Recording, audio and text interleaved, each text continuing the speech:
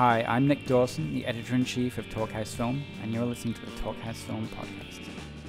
Rian Johnson, the writer-director of Brick, The Brothers Bloom, and Looper, has seen Terry Gilliam's Brazil more times than anyone I know. Gilliam's latest movie, The Zero Theorem, is a companion piece of sorts to Brazil, the dystopic tale of a computer genius called Cohen Leth who's trying to find out definitively whether life has any meaning or not. I thought it'd be cool to put Johnson and Gilliam together for a podcast, and it went so well that what you're listening to is just part one of a conversation we're running across 2 consecutive days on Talkhouse Film. So settle in and enjoy these 2 great directors talking about not just the Zero Theorem, but also the pitfalls of social media, modern movie watching, and yes, quite a lot about Johnson's upcoming project, Star Wars Episode 8. Hello, Ryan. Hello, Terry. How are you? I'm good. I'm glad that we have our time together here. It's lovely. So lovely. So good.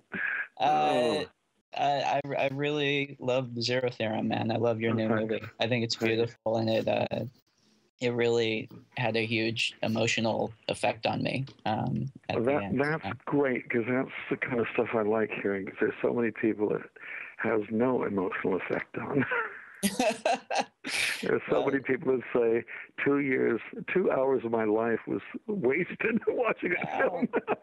Yeah, fuck those people. That's not their time. This is our time, right?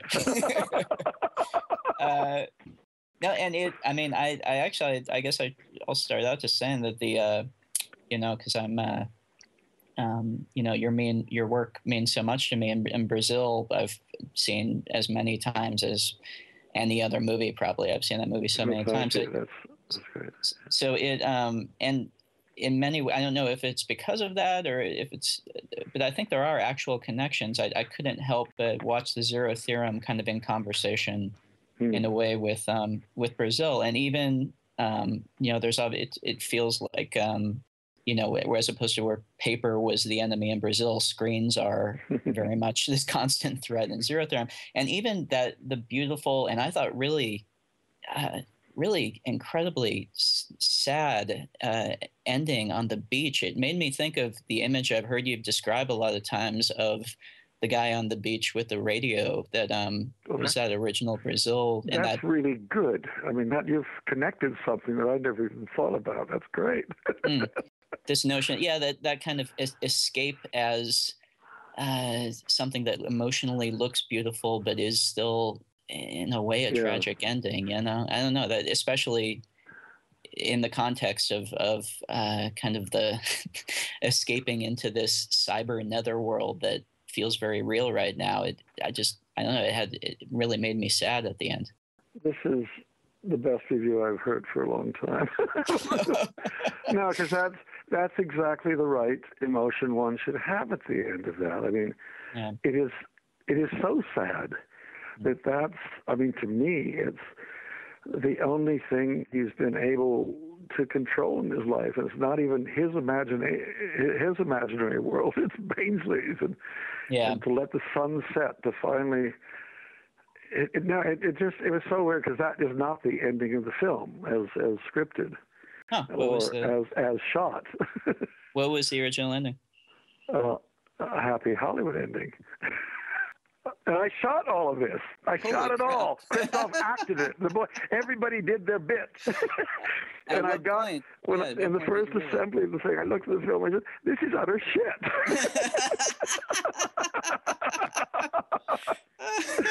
And I just threw it away. Fuck it. I just thought, no, you've got to leave Cohen with some dignity, feeling strong, having, and it's sad because the only sort of dignity and strength he has is in this virtual world. Yeah, it's really tragic. But anyway, I'm glad you experience the ending as I hoped. Oh, good. Yeah. Well, I thought it was gorgeous. Well, I don't know. Are you, how active are you on the internet? What are your thoughts on because obviously the Zero Theorem it's set in that world very much. It's very present in our time. So it's obviously something you're really aware of. Yeah. How much do you actually engage it in, and what do you kind of think? I do. I mean, the sad thing is, as a result of making this film and having to identify with the main character, I have become Cohen. I live on my computer. I just checked my Facebook page before the phone rang. Right. It's sad, and that's what scares me about it. It's so addictive. It's so easy. It's so much, in a sense, easier than going out and deal with the tactile real world out there. Yeah. And it's my own weakness that I suppose I'm worried about. And I assume if I'm as weak and addicted as that, there must be one or two other people on the planet like that as well. I have the exact same thing. It's I'm not on Facebook, but Twitter is kind of my pleasure bar. Like I'm like the little rat hitting the pleasure bar in a cage, checking that. And it's terrifying. How do you do that? I did what I swore I'd never do. I finally went on Twitter yesterday. Yeah. And I tweeted. Yeah. And I fear what that would do, because everything is so immediate, and then the responses, and then you either respond or you don't. And I just think and I've almost gone cold turkey now after my first tweet, because I don't want to get hooked on that. If you can get out early, get out. Yeah, stay away. I feel like it's too late for you. It's too late for me, but I feel like the grizzled old rock star saying, "Don't get on that stuff, man. It leads nowhere good." Yeah, it's kind of insidious in the way that it's also it's insidious in the way that it's wonderful, and in the way that there's that incredible immediate rush of feeling connected to other people. It's obviously an illusion. What really scares me is even the baby steps I try and take to get off of it. It's like when I try and stop drinking coffee and I get terrible headaches, and I have that horrifying realization of how hooked I actually am on coffee. Yeah. If I just say, okay, I'm going to delete the Twitter app off of my phone, then I find myself, it's almost like coming to as a sleepwalker, and I find myself checking it on the web browser on my phone, realizing just how deep this horrible addiction is. I mean, do you actually communicate with others, or do you just... I do.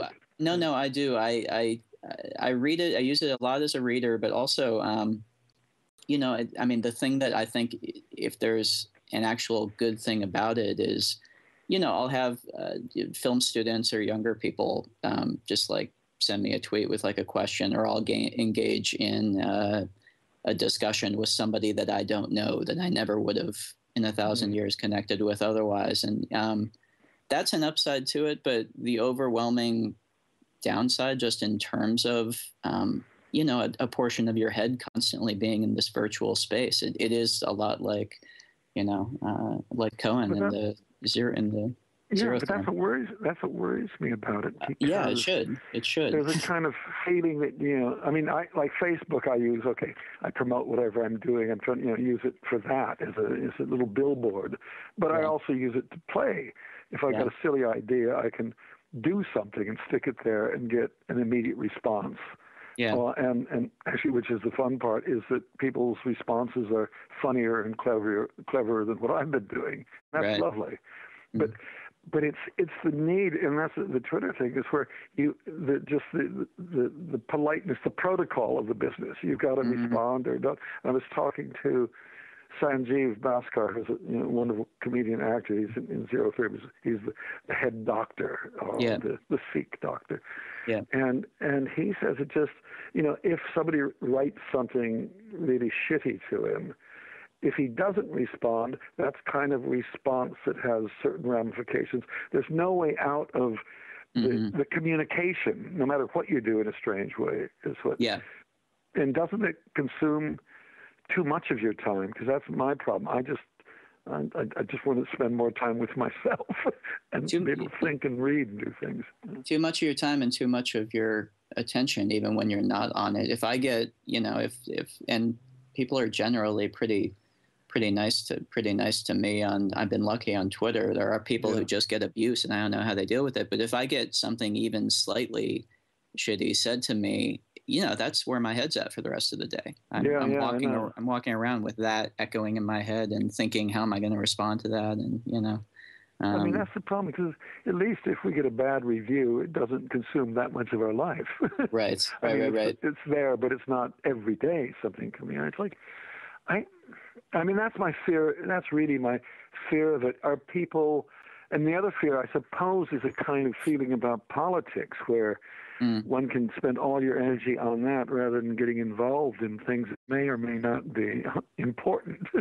That's a really interesting part of it that's still playing itself out is, exactly how useful it is. Because I don't know, I honestly go back and forth. I don't have it, because I think it is good that people are talking about this in a big public forum, but how much does that then become this thing where we feel satisfied just talking about it in a big public forum? That's exactly right. It was my feeling always about doing comedy and satire, because it is the pressure. It takes the pressure off because people are laughing rather than going out and getting angry enough to do something. Well, so the anger, the fact that you mentioned the anger, I mean, there's another layer just to talk about the peeling the onion of the fear we should have of this. I mean, there's another layer that I've just discovered in myself recently, which is even scarier, which is I find I'm slowly losing the ability to feel anger at stuff that I read online. I find that I'm becoming numb to it just out of necessity, almost like my body's natural defense, and that's almost more scary, I guess. I don't know. Is it a form of cynicism, or is it the lack of power to do anything about it? So it's a form of impotence. I guess it's a form of cynicism about the online world, and it's a form of cynicism not about the issue. So maybe it's a good thing. It's a form of cynicism in terms of, oh, he's saying that to get attention. I'm not going to get angry about this piece that somebody wrote because they wrote it so I would get angry and say, isn't this awful, and link to it.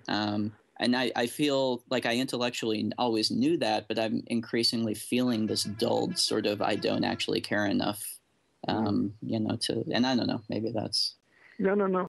It's very funny. Literally, I was having this almost the same conversation last night about in Sanjay when somebody writes some rubbish, and ultimately, he finally responded and just said, it's something about something that either not forgive, but learn to live with other, learn to be more open.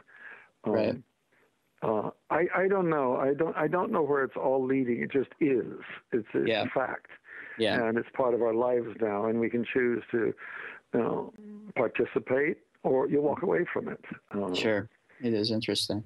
I wanted to ask you, switching a little bit, but a little bit on the same thing. I wanted to ask you about this thing I read about with the zero theorem, maxi vision, and the fact that which was, I guess, the format you shot on, but more than that, the fact that you shot it 16:9 specifically so it could kind of work on any screen, which pertains a little bit to what we're talking about. And I noticed the rounded corners, which I just thought was whatever I was watching it on, but then I realized that's part of it. I really loved that. There was something really pleasing about that. I'm not sure why. Well, this is my. I think that nobody in all the interviews I've done they've never picked up on this. I keep saying this is the one-size-fits-all, full-gate, semi-vinyl motion picture. and I've been hoisted by my own petard. So I've made it 16:9, so it's the same on your iPhone, your TV screen, your computer screen, all that. Yeah. And all it's meant is that we're going out VOD and DVD before we go into the cinema in America. You've made your own bed. But I did it because I thought, okay, I'm tired of shooting something in widescreen and then having to crop it for the TV release. Let's do one thing. So everybody, no matter how big or small, it'll be the exact same image. and then we went silly because we then shot, literally, it is because we shot film, it's full gate. And rather than using the safety area, I said, okay, let's just use the whole thing. And so you've got the corners of the gate, the round thing. And then, of course, with 260 digital effect shot, I couldn't say it was all vinyl. Because we did shoot on film. Now, what's interesting about it was how much energy and time I had to spend with the producers and the distributors, because the quality control people say, you can't do this. You see, there'll be black on the edge of the screen. And I said, it's just nonsense. Don't you guys go to the cinema ever and notice how when the curtains are there, often there's a bit of the actual film on the curtain on the side? so we've got a safety margin now. But to waste time because people, you can't do that. I just found that extraordinary. The real truth is, then we did 16:9. It was a moment when I wasn't thinking, and they asked me what format, and I said 16:9 because I'd gotten so used to talking about 16:9 rather than 1:8:5:1. So I tried to turn it into something that was interesting. But it's nice, isn't it? Those little round corners. Because the last time we've seen that is in silent movies. Yeah, no, completely. Yeah. So there's a sense of nostalgia that nobody, I don't know, if consciously they're aware of. No, it harkens back to it. And I, completely. So do you, I want to see that. I watched it at home on I watched it on a bigger screen, but off of my computer, but I actually really want to see it in the theater. How do you watch movies mostly these days? Do you watch a lot of movies at home? Do you still go to the theater? What do you do? Well, I get my screeners come award season. I watch, then I spend the rest of the year catching up on all of them. It's very bad because unless it's a screening of something that I really want to see, I tend to watch more things at home. Okay, I've got a big screen and all that, but it's most of the local cinemas I go to are really shitty. Yeah, and people are talking and moving around, and so it's kind of the sacred experience is no longer there in the cinema in so many cases. Right. Because cinema is like, for me, you go into the holy of holies, and it's a great black room, and there's this thing that just overwhelms you. I think what's intriguing now is when you see people watching things on their iPhone, because they are now the big thing. The film is the small thing they can control easily, which is not, what I think the experience of cinema should be, where you need to submit to it. Yeah. And whether you sit close to your big TV screens or not, that's your choice. But at least, I mean, people like you and myself, I think, watch seriously when I watch something. I mean, I don't care. At home, if I got into Breaking Bad and all that, and I've got a big computer screen, a 32-inch high def one, and I sit really close to it, and it's wonderful. See, I have, and this is more my own weakness, but actually I find more and more the reason I go to the theater to watch movies is because if I sit at home, there's, the iPad within reach. Like I find that if my attention starts to drift a little, whereas in the theater, that's part of the experience of watching a movie. If your mind starts to wander at home, it's so easy to have the other distractions. It's weird, like more so than the big screen and the big sound. That's why I go to children? Theater. No, I don't. Yeah. Oh, because I mean, my kids are all grown up, so it's usually just my wife and I watching. So it's pretty non-distraction. Yeah. You're able to just but I think that's the worrying thing is that it's so easy to switch off, or if like part of the film which is running a bit long or slow, or you're not engaged in the same way. Yeah, if you're sitting at home, what's that over there? And you're out of it by then.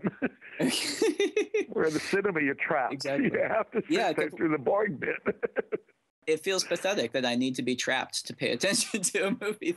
This is really worrying because you're much younger than me and you're already falling apart. I know, man. I'm a mess. This is why I needed this time with you to refocus myself. Do you have a new project? I'm doing a Star Wars movie. I'm doing next Star Wars movie. Wow. Yeah. It's it's crazy. I'm writing it and directing it. The next one after this one. What does that feel like when you take over somebody else's world? Well, it's it's been. I'm just starting into it, so but I mean, so far it's been nothing but I mean, honestly, it's the most fun I've ever had writing. Right. It's just joyous. But also for me personally, you know, I grew up not just watching those movies, but playing with those toys. And so as a little kid, the first movies I was making in my head were set in this world. Yeah. So a big part of it is, you know, that kind of direct connection. It's almost like a automatic jacking in back into childhood in a weird way, I guess. But I don't know. Ask me again in a few years, and I'll be able to talk about that. I'm curious what if you actually saw your first Star Wars on an iPad, would you have been touche? I guess that we'll find out in 30 years what the effect of that is. Is George looking over your shoulder?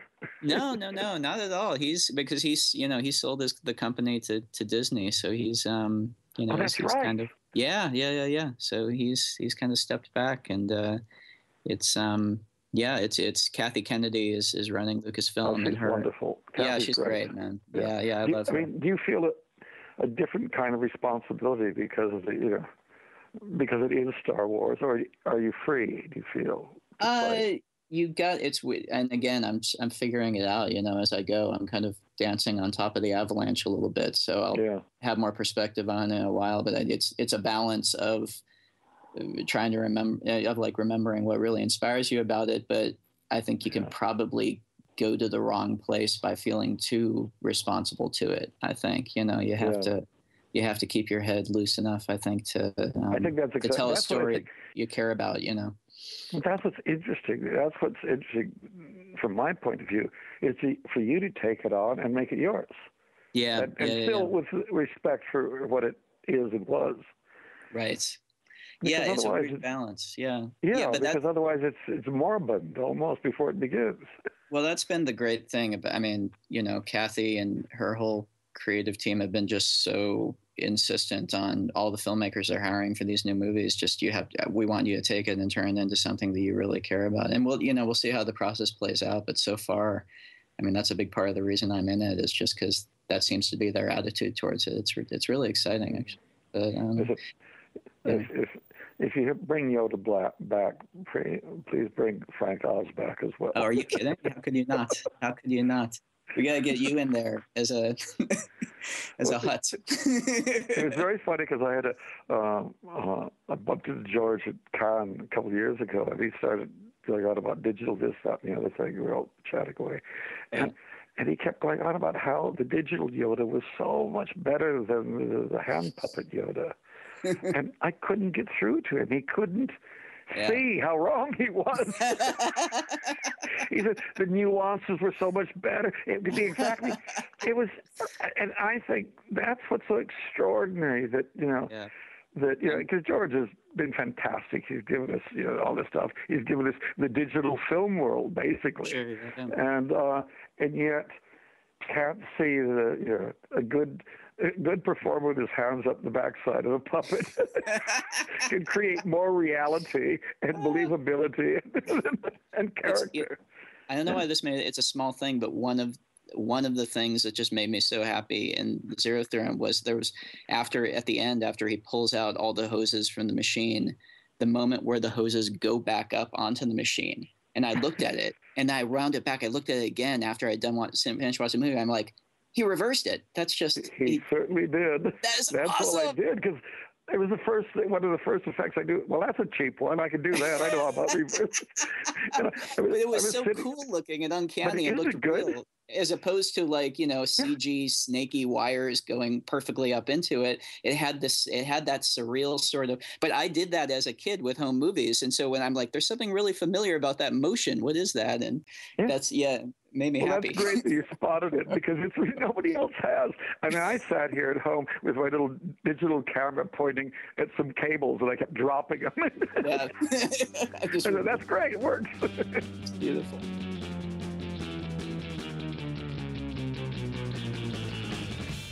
This is Nick Dawson from Talkhouse Film, and you've been listening to the first part of Rian Johnson's conversation with Terry Gilliam for the Talkhouse Film podcast.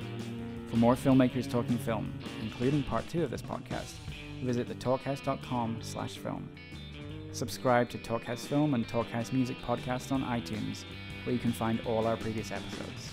And while you're there, please rate and review if you can.